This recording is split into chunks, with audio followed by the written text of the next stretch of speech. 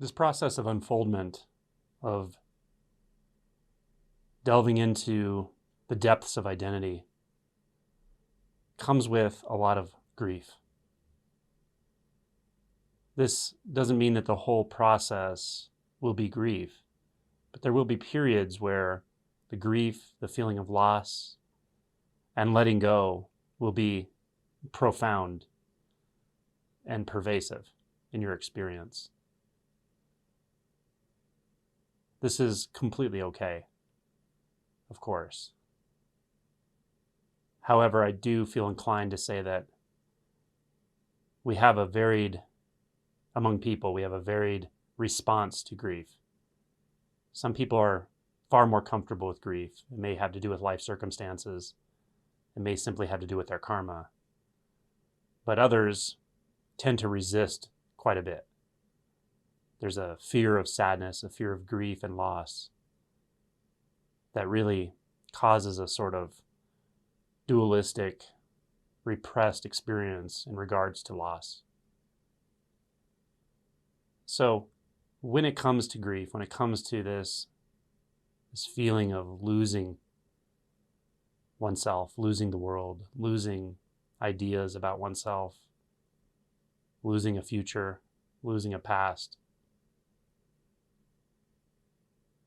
it's important to make friends with sadness, grief, loss, to offer these energies or these experiences compassion, acceptance. Now, if it's hard to do that, that's okay as well. If there's a lot of resistance to offering compassion and acceptance to loss and grief, that's okay. Start there. A willingness to just learn to make friends with these energies, with these emotions, is enough if that's all you can muster at the moment. A willingness to explore how this could even happen.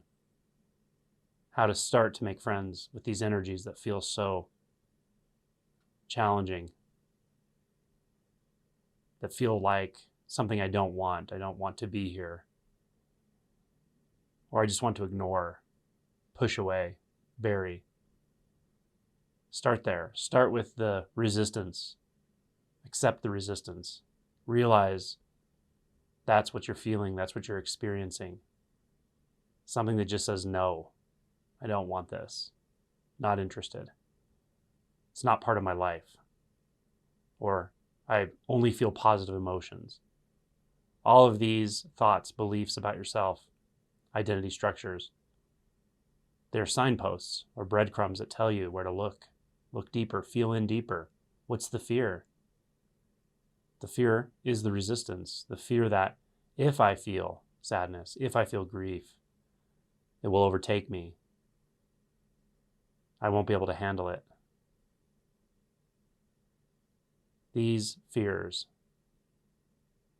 when touched into with honesty, with compassion, soften. The resistance softens. Start with the fear if that's where you're at.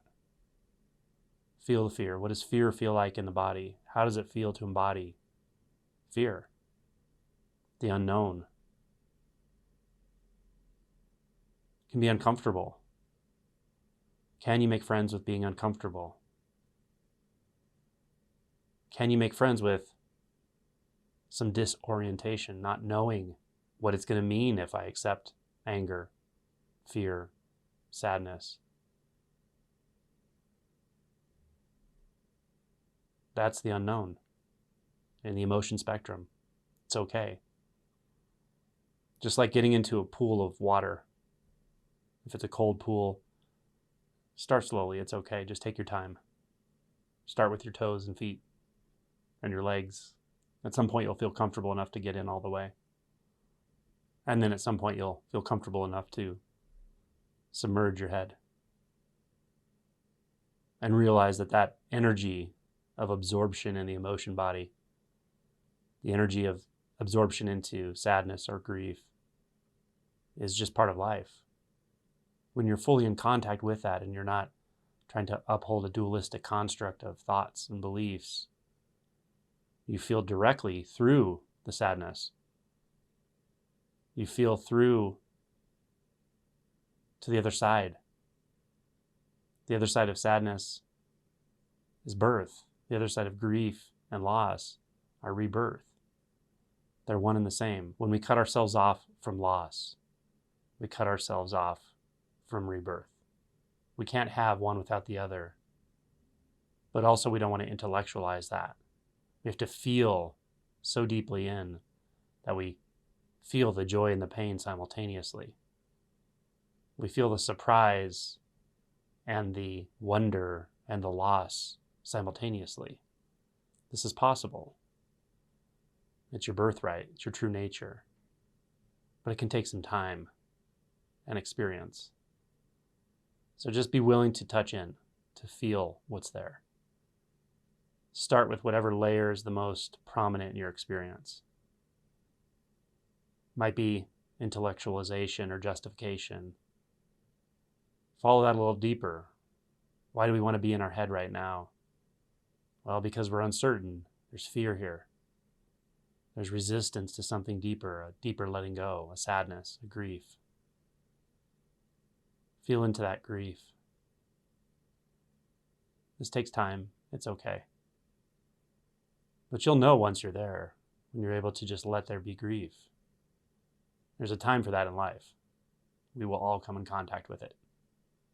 Now, sometimes due to life experiences, this grief is particularly powerful, overwhelming.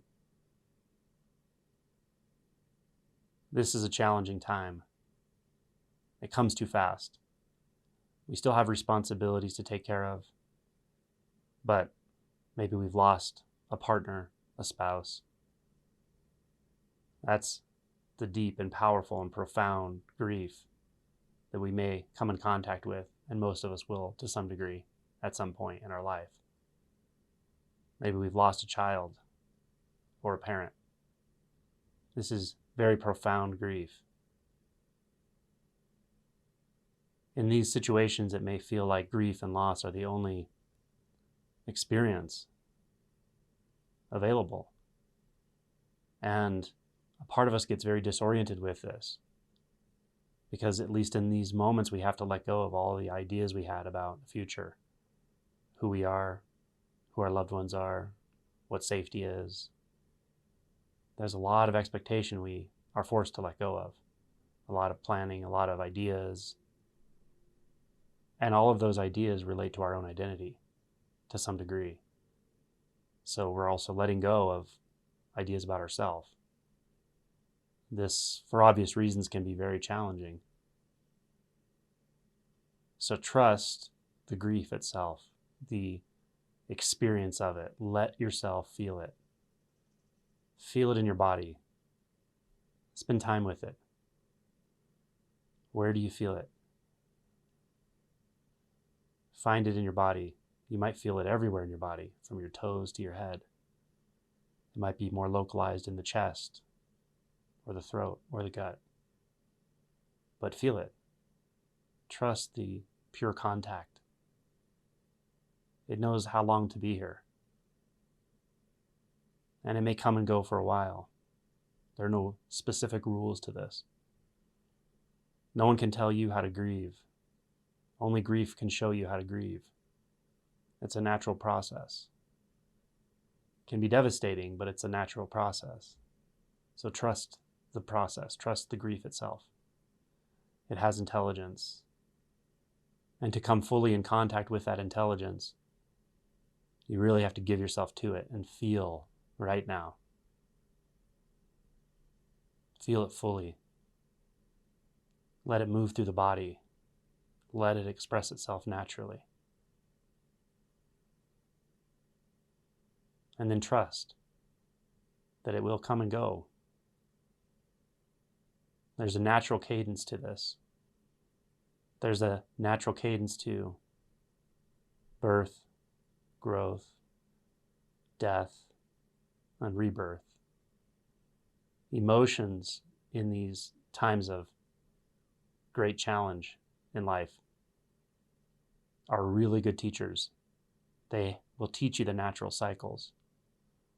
They don't teach it to you intellectually. They teach it to you tactily, through contact. They're going to hold your hands and show you how to go through this. But you have to trust them and stay in contact to the degree you can. They'll show you the natural cycles. And the more you're able to give yourself to this experience, the internal natural cycles and the external natural cycles, the seasons, the cycles of day and night, they're all in concert.